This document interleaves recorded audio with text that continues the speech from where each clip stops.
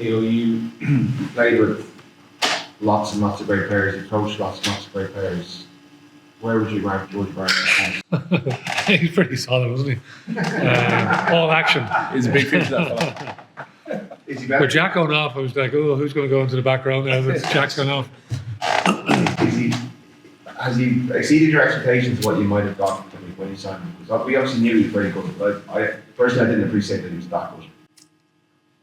Yeah, definitely. Like he's in more. He's great. It's the character part probably even drawn to even more so, and he's definitely bought in to the role.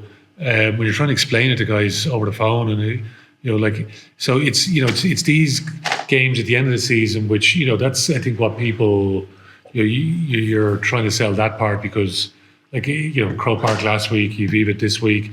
Getting ready for semi-final now, so proper playoff games, and because of the way the season is, if you want to be in, get to two finals in the two competitions we're in, like that's 7 playoff games. So there's that part, this part of the season that we're in. But he probably very much bought into the when the big dogs are gone away to Ireland, and there's the role within the group of some mentoring some young guys. I'm thinking here when we played against Connacht as an example, which if you remember, obviously we gone the 4 internationals in the 2 Champions Cup games against Connacht. There's a good few academy guys in the match day 23, and he strikes up a relationship with Charlie Tector, and they cause him and Charlie obviously come up with a great try against Bundy, and it's those things that he really enjoys as well. Even seeing him away in South Africa that first week, the Bulls week, and just some of the different things and conversations he's had with some of the younger players, which is great. That's what you want. Like there's nothing really beats that peer learning, because players will tend to listen to other players more than they will coaches. I've found over the years. Is that right? It's probably fair. Yeah. So yeah, from that part, like the mentoring is hugely important as well. So. And the Rab and Orgy have been very good in that regard as well. So, it's the character probably is the more pleasing part. The other stuff is. Jack, how do you care what? Yeah, he's brilliant. I think I'll just echo what Leo said. Really, like firstly, he's an unbelievably good fella.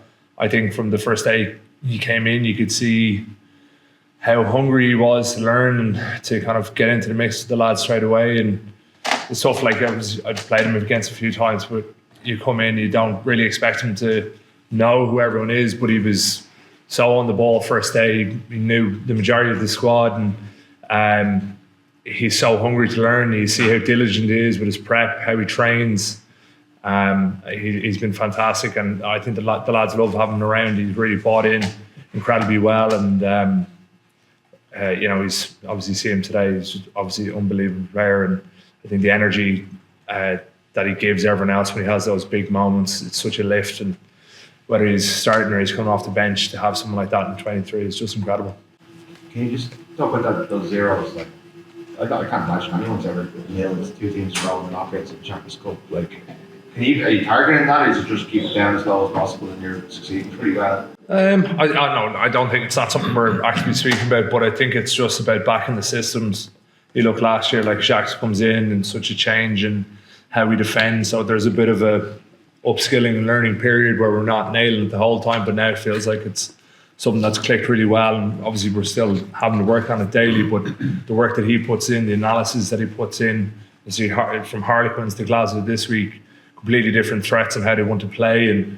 And he's so across his detail and feeds us simple messages, and we get across the work, and then it gets to the stage in the game where you haven't let them in, they haven't scored, and it's a point of pride where you want to finish out the game and keep them to nothing. And it's I think it's a testament to the work that the lads put in, both the coach and staff and the players throughout the week. And someone asked what's Leo happy about. I think the lads are pretty happy about the 2-0s in a row, but we've bigger challenges coming over the next few weeks, and we need to get back to the grindstone and keep on working and keep on improving defensively.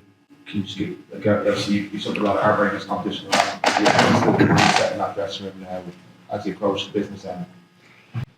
Look, the mindset is no different than it's ever been. We can't get too caught up in what lies down the line.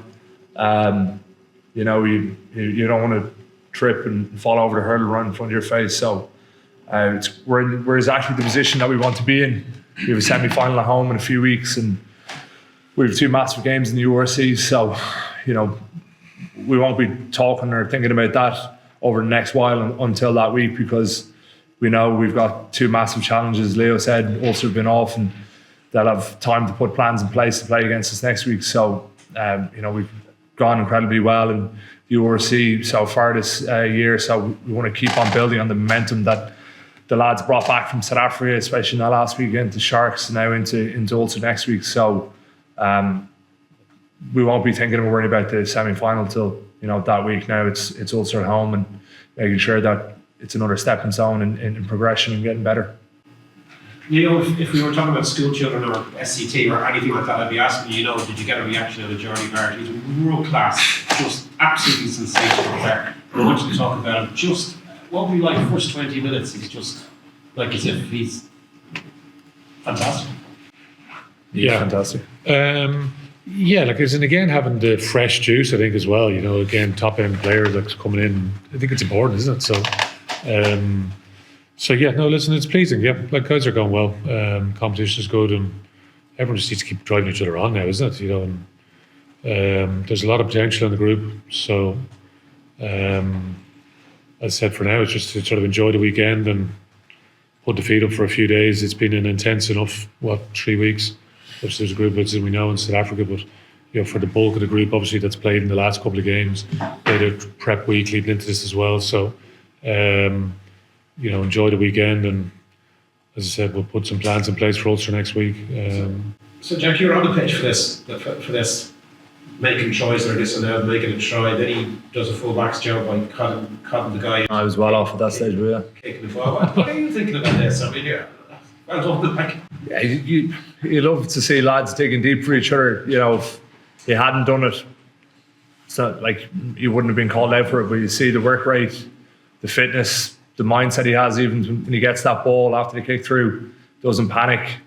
Takes a few steps, puts it right exit kick in, and then he's leading the line defensively. So, it's a testament to the pro that he is, the calmness that he has in those moments.